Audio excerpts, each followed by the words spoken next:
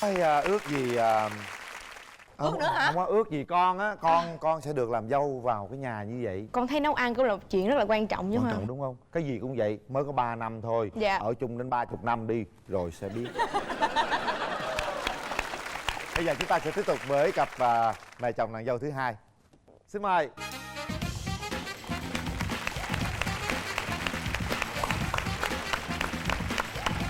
Xin mời cô ngồi. Dạ chào cô. Mẹ. Chào chị. Bây giờ bắt đầu chúng ta giới thiệu về mình đi. Mời cô. Chào em xin Ngọc Linh. Dạ.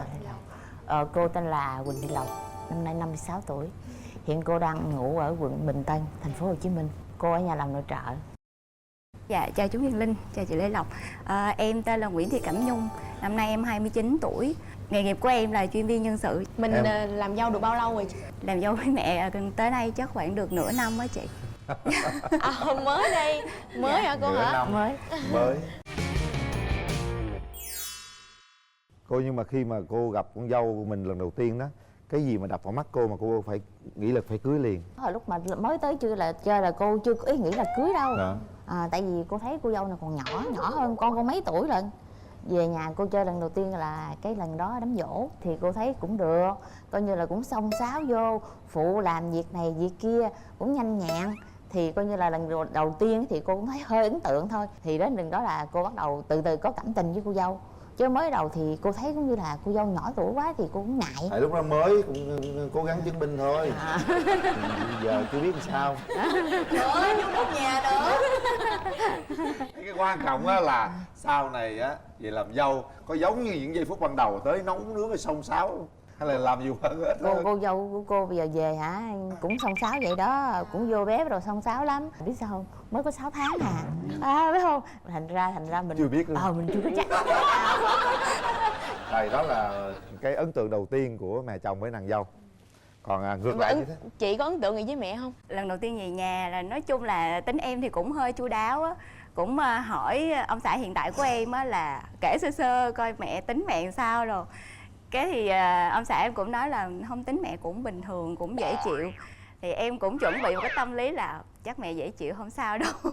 Nhưng mà qua thì ấn tượng lúc đó là thấy mẹ hơi dữ. Qua thấy hơi nhăn, với nói chuyện cũng hơi lớn tiếng với mọi người. Cái mình qua, ôi chết rồi, chắc là dụ mình về cho nên là nói hiền hiền để cho mình mới dám qua. Chứ mà nếu mà nói dữ chắc mình không dám về. Nhưng mà vô thì cũng may là lúc đó thì mẹ cũng tạo một cái cảm giác là giống như con cháu trong nhà.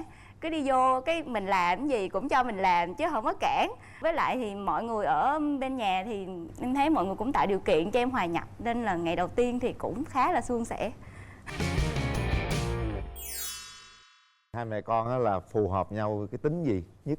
Về cái phương diện ăn uống á thì hai mẹ con thích làm đồ ăn lắm. Dạ. Bà cũng may cho cô là cô gặp cô dâu cũng giống vậy luôn. Với hợp với ăn uống rồi hả? còn cái hợp nữa, Gì thích nữa? diện lắm. Mẹ chồng cũng thích diện mà nàng dâu cũng thích diện luôn. Vậy thì cho con hỏi là không hợp ở điểm gì cô? Chỉ có một cái là cô dâu của cô nó hơi hời hợt về cái chuyện nhà. Cô á thì thật ra tình là cô kỹ tính lắm. Nhà cửa ngày nào cô cũng phải lau hết, bàn thờ tổ tiên cô dọn dẹp sạch sẽ, cô cúng trái cây chân bông rồi này kia nọ cho nó đẹp. Chiều bữa nào cũng vậy, thắp nhang là đúng cái giờ đó, coi như là cái quy luật cả nhà là coi như lúc nào cũng vậy hết. Dạ. Nhưng mà được con dâu cô về là nó chưa có để ý đến đó. Với lại con dâu cô nó hay quên lắm, cái gì cô cũng phải nhắc hết đó. Vậy đó là ví dụ như uống nước trên phòng, nhà ngủ phòng vậy đó, rồi xách nước rồi cho nó lên uống vậy. Nhiều khi còn biết mấy ngày chưa dọn cái chai xuống. Thậm chí nhiều khi nó đi đâu á là ông xã của cô á phải đi vô dọn lấy chai xuống, cái ông xã nói nè bà coi nè, bữa nay để trên đây bao nhiêu chai nước nè. Vậy đó là ổng lấy xuống. Còn mà rồi không biết quần áo cũng vậy nữa, mỗi một lần mà ổng đi giặt á là ổng phải nhắc. Ông nói vậy nè, ông nói bữa nay tôi giặt đồ nha, ai có đồ dơ phải bỏ ra nha. Nói vậy nữa đó. Con dâu luôn. Giặt hết. Trời ở nhà ơi, ôi sướng quá vậy. ở nhà là ông giặt hết, giặt đồ hết. Vậy đó. Sao con dâu? Tại vì ba có tính là ba dậy sớm phải tập thể dục. Thì lúc mới 4 mấy 5 giờ ba dậy, ba mang hết đồ lên ba đổ vô máy giặt rồi. Nên là từ lúc về giờ là chỉ được cái lần đầu tiên là được giặt đồ thôi. Mấy lần sau là ba làm hết phần việc của em luôn, không còn việc để làm. Chứ không phải là em không muốn làm. Trong nhà là em hay kêu ông xã em là anh hai. Tại vì chồng em là con một. cái là thấy là ba mẹ cũng hay kêu em là chị hai.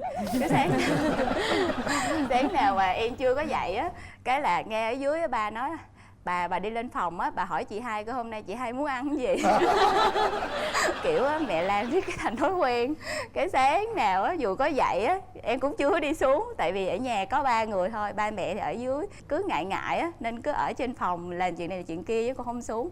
Làm sáng nào mẹ cũng lên phòng mẹ gõ cửa, cũng thấy rất là kỳ. Quyền Linh biết hả, hồi lúc mà mới về đó, tối rồi ăn cơm xong xuôi rồi bỏ đó, hai vợ chồng lên ngủ.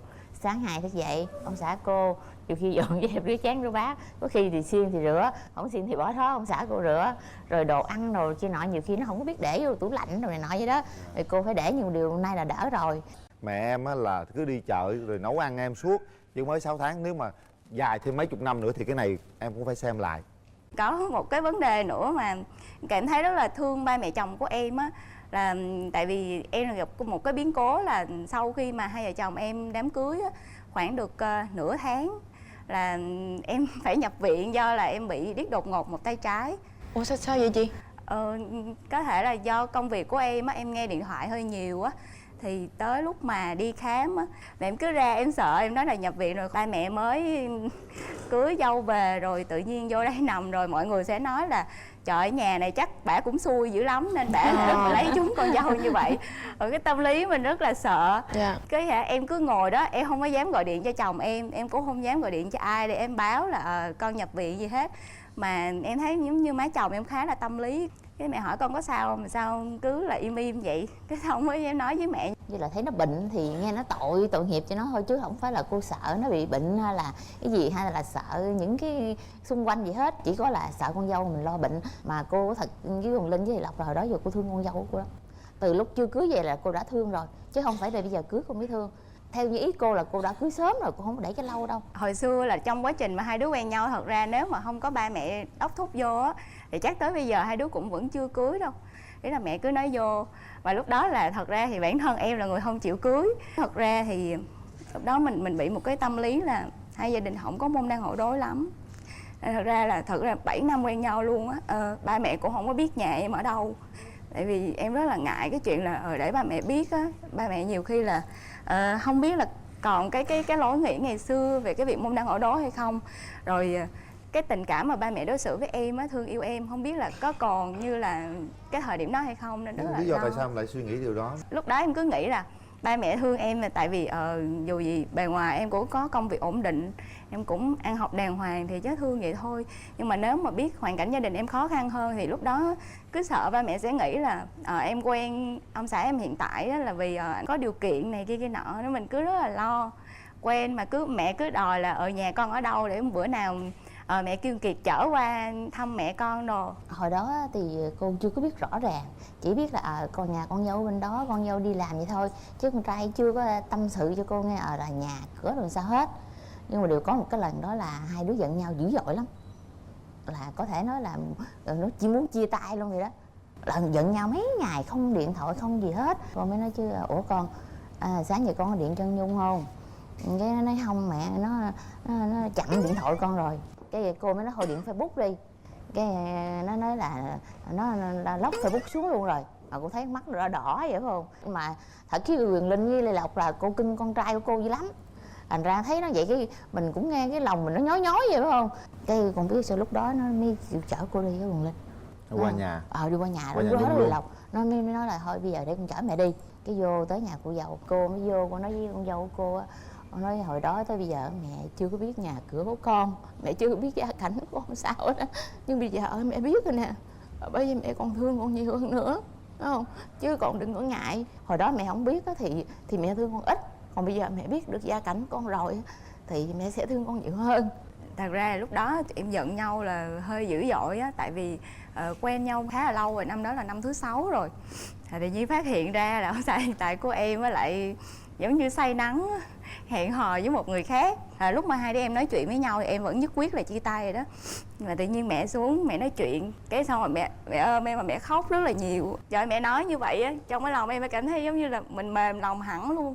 Cái em suy nghĩ là trời, nếu mà em không lấy anh Kiệt á để mà có được mẹ chồng như thế này á, mà em lấy người khác em sẽ rất là hối hận. Em nghĩ là trên đời sẽ không có một người mẹ chồng thứ hai mà ôm mình vào lòng mà khóc nhiều như vậy.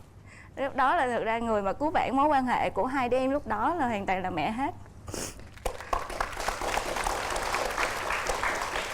Bây giờ mình nghe hai mẹ con nói chuyện nhiều rồi, chúng ta sẽ xem người thứ ba muốn thay đổi gì ở mẹ chồng và nàng dâu nhé. Mình cũng muốn vợ mình thay đổi một xíu mà đừng có tiết kiệm quá, tại vì cuộc sống mình làm được thì mình hưởng thụ thôi, chứ đừng có gò bó mình quá. Mình nghĩ mẹ nên thay đổi cái tính mà giữ trong lòng, không hài lòng gì thì nên nói, chứ đừng có giữ trong lòng. Làm như vậy thì cái đối phương cảm thấy khó chịu, không đồng làm thì kêu là đến khi lau nhà không sạch thì cái con áo này không sạch, bữa sau nhớ lau kỹ hơn hay là gì đó, chứ đừng có giữ trong lòng. Rồi làm như vậy thì cái đối phương cảm thấy là mình đã làm rồi mà mẹ còn làm lại nữa là mẹ không hài lòng rồi mà mẹ không nói. Mẹ thì nhà cửa lúc nào cũng phải sạch sẽ, cái đó cũng là điều tốt, nhưng nhiều khi cũng không cần phải làm như vậy đâu, lâu lâu để ngày dơ bữa đâu có sao. Là mà chồng em bị hay cái tính hay xài hoang lắm, cho nên là từ lúc mà quen rồi là cứ mua cái gì lại không cho mua. Cưới em về là thay đổi tivi hết luôn, tivi mới rồi tranh thủ đi mua giày dép mới, đồng hồ mới rồi hết luôn. Em lại rất là tiếc. Cái sau lúc qua là em nói là hay quá ha, chưa tới ngày cưới mà đã đi xài hoang như vậy rồi, mốt cưới về làm sao? Cái nói không, mốt cưới về không có xài đâu, anh biết em keo lắm cho nên giờ anh tranh thủ anh đi mua hết rồi. Rồi, cảm ơn hai mẹ con rất là nhiều. Hồi nãy giờ thì con trai cũng mong muốn rồi. Bây giờ là em hứa với mẹ chồng điều gì? Em có một mong muốn là mẹ bớt kỹ tính lại chút xíu á, để cho em có thể xe được cái công việc. Thật ra cái lý do mà em ít đi chợ nấu ăn á là tại vì mẹ kỹ cái phần đó quá, đồ ăn, đồ mua, đồ về là mẹ phải an toàn. Nên tới lúc mà em mua về mẹ cứ nghĩ không biết nó mua cái chỗ này an toàn không. Con có nói gì với con dâu? Còn mẹ thì mẹ chỉ mong con là phải sâu sắc cái công việc nhà cửa một chút xíu, bếp núc, nhà cửa, bàn thờ rồi này kia nọ là phải cũng như là trông như hồi đó giờ con về thấy mẹ làm sao là con phải làm như vậy. Hứa với mẹ đi. Dạ thì chắc con phải học hỏi mẹ, thời gian chắc con cũng không để lâu đâu, 1-2 tháng sau là con sẽ làm đó rồi. Nhớ thay đổi sớm nha, 1 tháng sau đôi khi cũng hơi lâu á, thay đổi liền luôn. Cảm ơn hai mẹ chồng nàng dâu rất là nhiều. Đây là kỷ niệm của chương trình mẹ chồng nàng dâu. Chúc cho gia đình chúng ta sẽ êm ấm mãi mãi hạnh phúc ha. Rồi, cảm ơn mình Linh. Dạ. Con cũng xin gửi tặng bác và chị thực phẩm chức năng Nato Enzyme dành cho ngăn ngừa tai biến đột quỵ, nguyên liệu từ Nhật Bản dành cho bác. Còn đây là dành cho chị. Đây là Natogen giải độc gan. Dạ. Một lần nữa thay mặt chương trình cảm ơn cô và em rất là nhiều. Thưa quý vị, chúng ta vừa theo dõi 2 câu chuyện ngày hôm nay. Mỗi câu chuyện nó mang một màu sắc khác nhau. Dạ đúng rồi. Và mong rằng các cô con dâu, các nàng dâu của chúng ta sẽ luôn yêu thương và chăm sóc của mẹ mình thật kỹ hơn nữa. Có lẽ thời gian phát sóng đã hết. Chúng tôi xin nói lời chào tạm biệt. Hẹn gặp lại chương trình sau mẹ chồng nàng dâu quý vị nha. Chúng ta có thể xem lại chương trình trên kênh YouTube MCV Media và cổng thông tin Love TV. Và đừng quên khung giờ phát sóng của chương trình Mẹ chồng nàng dâu vào lúc 15:40 trên kênh HTV7 thứ 7 hàng tuần.